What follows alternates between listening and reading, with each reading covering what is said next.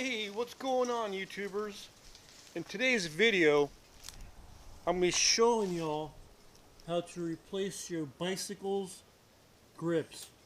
Whether it's your mountain bike, BMX, most of them all you need to do is take some a razor, just cut it off, peel it off, or some scissors. They come off very easily, okay? Now, the key here, in order to put on your new grips, is that you need lubrication. Okay, you can't just use grease or soap. The reason is that that doesn't evaporate and it's going to slide right off. It's going to be a safety hazard. Okay, so what you all need to do, okay, is get yourself some rubbing alcohol. Some rubbing alcohol, as you can see here.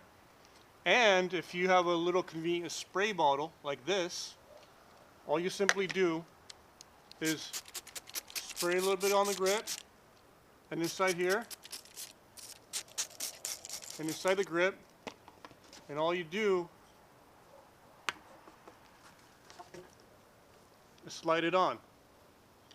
Now, whenever this rubbing alcohol evaporates, you're going to have a solid grip ready to go. Okay? Hope this video has helped y'all out.